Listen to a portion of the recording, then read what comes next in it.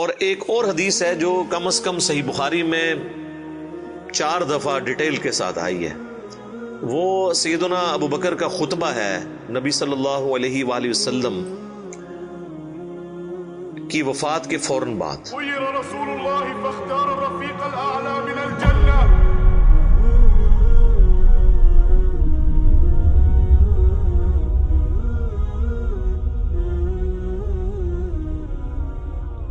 اس کے اوپر میری الگ سے بھی کئی ایک ویڈیوز ریکارڈڈ ہیں جس میں میں نے وہ احادیث ڈسپلے بھی کی ہیں صحیح بخاری کے اندر کہ جب نبی صلی اللہ علیہ وآلہ وسلم کی وفات ہوئی تو سیدنا ابو بکر جو ہے وہ حجرہ عائشہ میں داخل ہوئے چونکہ محرم بھی تھے، اور اس حال میں کہ انہوں نے دیکھا کہ مسجد میں جھمگٹا لگا ہے اور سیدنا عمر جو ہے وہ تلوار اٹھائے کھڑے ہیں کہ جو کوئی کہے گا کہ محمد صلی اللہ علیہ وآلہ وسلم دنیا سے جا چکے ہیں تو میں اسے قتل کر دوں گا. سیدنا ابو بکر حجرہ عائشہ میں داخل ہوئے، اللہ کے نبی صلی اللہ علیہ وآلہ وسلم کے مبارک چہرے سے کفن ہٹایا اور آپ کے ماتھے پر بوسہ دیا اور کہا اے اللہ کے رسول، اللہ تعالیٰ آپ پر 2 موتیں کبھی جمع نہیں کرے گا. ایک موت آپ کا مقدر تھی، وہ تو آپ کو آنی تھی، یعنی ہر انسان کے لیے ایک ہی موت ہے، دوسری موت نہیں. اب آپ آخرت کی زندگی میں چلے گئے تو موت کا مزہ جو ایک دفعہ تو سب نے چکھنا تھا وہ آپ نے چکھ لیا. یہ 2 موتیں جمع نہیں کرے گا، اس کا مطلب یہ تھا کہ سیدنا عمر کو جو یہ غلطی لگ گئی تھی کہ شاید نبی علیہ السلام ڈورمنٹ پوزیشن میں چلے گئے ہیں اور آپ دوبارہ دنیا میں واپس آ جائیں گے جس طرح کہ سیدنا موسیٰ علیہ السلام کوہ طور سے واپس آئے تھے، تو اس کی آپ نے نفی کی کہ نہیں، اس طرح نہیں ہو سکتا، ایک ہی دفعہ موت آنی ہوتی ہے. اب حضور کو موت آئی، اب آپ دنیا میں واپس نہیں آئیں گے. سورۃ الواقعہ میں سورہ یاسین میں واضح موجود ہے کہ جو دنیا سے چلا گیا وہ واپس نہیں آئے گا. اور اس کے بعد سیدنا ابو بکر، صحیح بخاری کے الفاظ ہیں، مسجد نبوی میں آئے اور دیکھا کہ سیدنا عمر کے گرد لوگ جمع ہیں تو وہ سیدھا ممبر پہ چڑھے اور کہا عمر کو اس کے حال پہ چھوڑ دو. یعنی اس وقت حضرت عمر کو یعنی سمجھانے کی لوگ کوشش کر رہے تھے تو انہوں نے کہا ان کو چھوڑ دیں، آپ میری طرف متوجہ. چونکہ سیدنا ابو بکر کا ایک مرتبہ اس حوالے سے سیدنا عمر سے بھاری تھا، لوگ ان کی طرف متوجہ ہوئے تو انہوں نے ممبر پر چڑھتے ہی پہلا جملہ حمد و ثناء کے بعد جو بولا وہ پاکستان کے قانون 295C میں کروڑوں لوگ شاید اسے گستاخانہ جملہ سمجھتے ہیں اگر ان کو پتہ نہ ہو کہ یہ سیدنا ابو بکر کا خطبہ ہے. ہم نے سوشل ایکسپیریمنٹ بھی کیا ہے اس پہ، کسی کو بتایا کہ بھئی یہ دیکھیں، اگر کوئی شخص یہ کہے کہ جو شخص محمد کی عبادت کرتا تھا وہ جان لے کہ محمد مر چکے ہیں، اور جو اللہ کی عبادت کرتا ہے وہ جان لے کہ اللہ زندہ ہے، اسے کبھی موت نہیں آئے گی. تو آگے سے جواب سننے کو ملا یہ کون گستاخ ہے جس نے یہ بات کی ہے؟ کوئی بھی نہیں، حضور کی تو عبادت کوئی بھی نہیں کرتا ہے، کون جملے بنا دو. تو ہم نے بتایا یہ بخاری شریف میں کم از کم 4 جگہ موجود ہے. وما محمد الا رسول تو قرآن میں آیا نا. صحیح بخاری میں حضرت ابو بکر کے خطبے کے الفاظ یہ ہیں من کان یعبد محمدا فان محمدا قد مات. جو کوئی بھی تم میں محمد کی عبادت کرتا تھا تو جان لے کہ محمد مر چکے. مات کے الفاظ ہیں. فإنه من كان يعبد محمدا فإن محمدا قد مات. وَمَن يَعْبُدُ اللَّهَ، اور جو کوئی اللہ کی عبادت کرتا ہے یا کرے گا، مضارع کا صیغہ استعمال ہوا ہے. فَإِنَّ اللَّهَ حَيٌّ لَا يَمُوتُ، تو بے شک اللہ تعالیٰ زندہ ہے، اسے کبھی موت نہیں آئے گی. تو یہ خطبہ آپ نے یعنی پڑھا اور پھر اس کی دلیل میں سیدنا ابو بکر نے قرآن کی یہی آیت تلاوت کی، سورہ آل عمران آیت نمبر 144. اور امام بخاری نے کتاب التفسیر چیپٹر جو قرآن کی تفسیر کا لکھا ہے صحیح بخاری کے اندر، اس آیت کو انہوں نے ہیڈنگ بنا کے یہ حضرت ابو بکر کا خطبہ نقل کیا ہے. وما محمد الا رسول قد خلت من قبلہ الرسل افئن مات او قتل انقلبتم علی اعقابکم. محمد تو نہیں مگر ایک رسول، اگر یہ مر جائیں یا قتل کر دیے جائیں تو کیا تم دین سے الٹے قدم پھر جاؤ گے؟ وما محمد الا رسول قد خلت من قبله الرسل افإن مات او قتل انقلبتم على اعقابكم ومن ينقلب على عقبيه فلن يضر الله شيئا وسيجزي الله الشاكرين. اور جو کوئی دین سے الٹے قدم پھرے گا تو اللہ کا کوئی نقصان نہیں کرے گا اور اللہ تعالیٰ ثابت قدم رہنے والوں کو جزا دے گا، جو شاکرین ہوں گے، شکر گزاری کی روش اختیار کرنے والے۔ پھر آپ نے اگلی ایک اور آیت تلاوت کی، سورہ الزمر کی آیت نمبر 30، انک میت و انہم میتون، اے نبی بے شک تمہیں بھی مرنا ہے اور تمہارے مخالفین کو بھی مرنا ہے۔ وہ آیت بھی آپ نے تلاوت کی۔ تو آپ اندازہ کریں کہ یعنی صحابہ کرام جو ہیں وہ اپنی بات کی دلیل میں قرآن سے آیات پیش کیا کرتے تھے۔ وہ کہتے ہیں نا ساڑھے خلاف آیتاں پڑھ دینے جی قرآن تو بھئی قرآن اگر تھوڑے خلاف آیت ہے نا تو تھی مسلمان نہیں ہو، کیونکہ مسلمان تو وہ ہوتا ہے کہ جو قرآن کے مطابق ہو، نہ کہ یہ کہ اس کے عقیدوں کے خلاف قرآن میں آیت آ جائے۔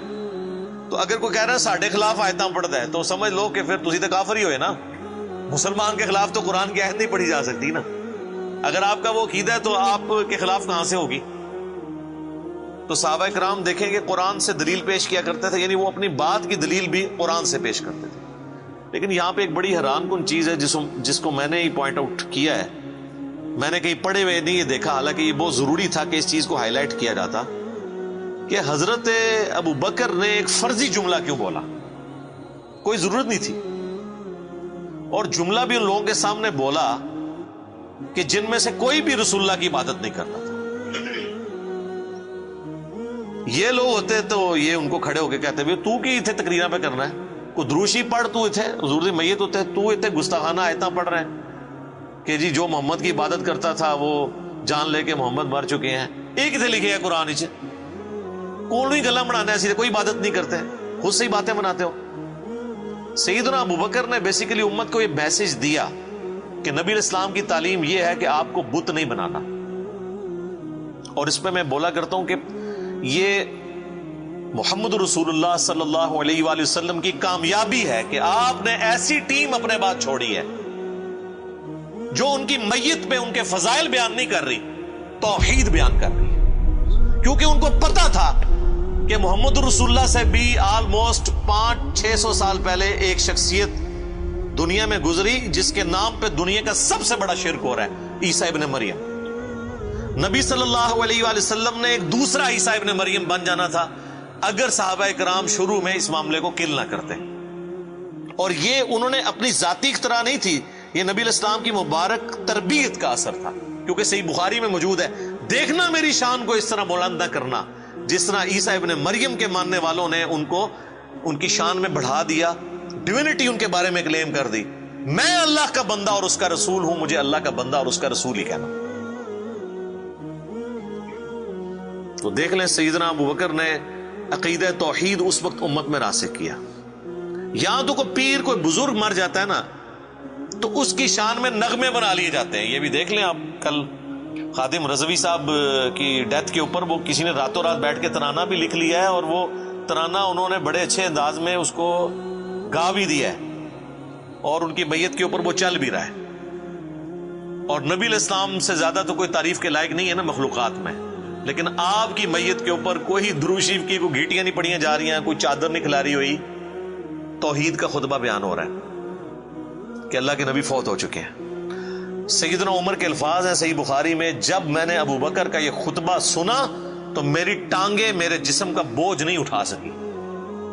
اچھا، آپ لوگ قرآن و حدیث سنتے ہیں تو غصہ آ جاتا ہے، صحابہ قرآن و حدیث اپنے عقیدے کے خلاف سنتے تھے نا تو ان کی ٹانگیں ان کے جسم کا بوجھ نہیں اٹھاتی تھی، وہ اتنے پشیمان ہوتے تھے کہ میں غلط کانسیپٹ کے اوپر ہوں، میں فوراً رجوع کروں۔ اور سیدنا ابو بکر کے خطبے کے بعد سیدنا عمر کہتے ہیں مجھے یقین آ گیا کہ حضور فوت ہو چکے ہیں۔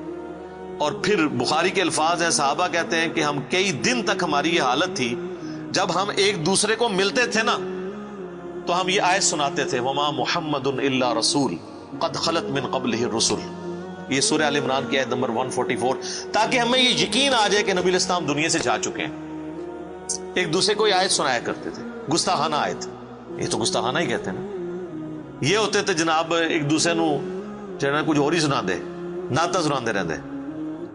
تو صحابہ نے ظاہر ہے انہوں نے تو مشن لے کے چلنا تھا نا، ان کو تو پتا تھا کہ پیغمبر کا کام ہے اللہ کا پیغام دنیا تک پہنچانا، اس کے بعد وہ امت کے کام حوالے کر کے چلے گئے ہیں۔ اب پیغمبر کے ساتھ نسبت اس کی ہوگی، محمد رسول اللہ کا لاڈلا قیامت کے دن وہ ہوگا، حضور کی شفاعت کا حقدار وہ شخص ہوگا جو نبی الاسلام کے مشن کو آگے لے کے چلے گا۔ یہ نہیں ہے کہ جو جتنا اونچا نعرہ مارے گا۔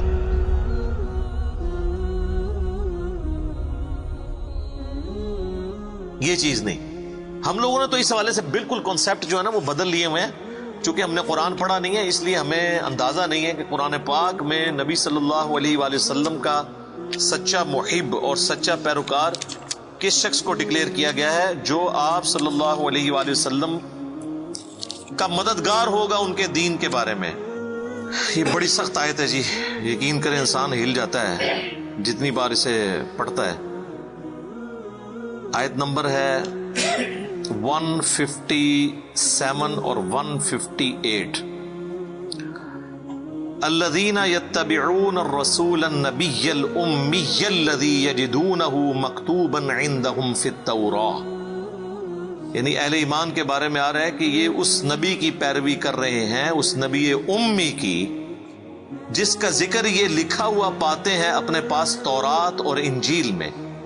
یأمرهم بالمعروف، جو انہیں حکم دیتے ہیں نیکی کا، وینہاہم عن المنکر، اور روکتے ہیں انہیں برائی سے، وَيُحِلُّ لَهُمُ الطَّيِّبَاتِ، اور حلال کرتے ہیں ان کے لیے پاکیزہ چیزیں، وَيُحَرِّمُ عَلَيْهِمُ الْخَبَائِثَ، اور حرام کرتے ہیں خبیث چیزیں، یعنی اللہ کے اذن سے وہ شریعت کا پیغام پہنچاتے ہیں۔ وَيَدَعُ عَنْهُمْ إِصْرَهُمْ وَالْأَغْلَالَ الَّتِي كَانَتْ عَلَيْهِمْ، اور جو بوجھ ان پر پڑ چکے تھے، جو ان کے گلوں میں توق تھے، جو خود ساختہ ایک قسم کی شریعت اڈاپٹ کر لی تھی، وہ ان سے دور کرتے ہیں۔ فَالَّذِينَ آمَنُوا، پس جو ان پر ایمان لائے، بِهِ، اس کے اوپر جو ان کے ساتھ نازل ہوا، وَعَزَّرُوا، اور ان کی عزت کرے، وَنَصَرُوا، اور ان کی مدد کرے، وَاتَّبَعُوا النُّورَ الَّذِي أُنزِلَ مَعَهُ، اور اتباع کرے اس نور کی جو ان کے ساتھ نازل ہوا، یعنی قرآن۔ اولئک هم المفلحون، یہی لوگ ہیں جو کہ فلاح پانے والے ہیں۔ یعنی اللہ تعالیٰ فرما رہا ہے کہ نبی صلی اللہ علیہ وآلہ وسلم کا سچا امتی کون ہے؟ جو کہ ایمان لے کر آئے ان پر، اس کے بعد ان کی عزت کرے۔ یہ تو دونوں آسان کام ہے۔ ایمان بھی لاتے ہیں لوگ، عزت ضرور سے زیادہ کر رہے ہیں۔ ظاہر ہے کہ جب یہ کہیں گے خدا کا پکڑا چھڑائے محمد، محمد کا پکڑا چھڑا کوئی نہیں سکتا، غلوف کر رہے ہیں۔ رسول اللہ کے سامنے یہ کوئی جملہ بول سکتا ہے؟ اللہ جس کو پکڑ لے گا نا، نبی الاسلام اس کو چھڑوائیں گے نہیں، نبی الاسلام چھڑوائیں گے اس کو جس کو چھوڑنے کا اللہ اذن دے گا۔ دھونس کے ساتھ کوئی کسی کو نہیں چھڑوا سکتا۔ شفاعت بالاذن ہے، ہر دفعہ نبی الاسلام جا کے سجدہ کریں گے اور اللہ تعالیٰ اذن عطا فرمائے گا اور مقرر کرے گا تعداد کہ اتنے لوگوں کو جن کا ایمان اس لیول کا ہے اب ان کو نکال لیں، جن کا ایمان اس لیول کا ہے ان کو نکال لیں۔ نبی الاسلام اپنی مرضی سے کچھ نہیں کر سکتے، یہ تو عقیدہ ہی گستاخانہ ہے۔ تو اللہ تعالیٰ ہمارا ایمان لاؤ اس نبی کے اوپر، عزت کرو، وَنَصَرُوا، اور مدد کرو ان کی کاز میں، ان کے مشن میں، وَاتَّبَعُوا النُّورَ الَّذِي أُنزِلَ مَعَهُ، اور اتباع کرو اس نور کی جو ان کے ساتھ نازل ہوا، یعنی قرآن۔ اولئک هم المفلحون، ایسے لوگ ہیں فلاح پانے والے، یہ لوگ فلاح پائیں گے۔ تو فلاح کے لیے صرف ایمان لانا ضروری نہیں ہے، بلکہ رسول اللہ کی مدد بھی کرنی ہے، آپ کی عزت اور تعظیم کے ساتھ آپ کی مدد اور قرآن کی پیروی۔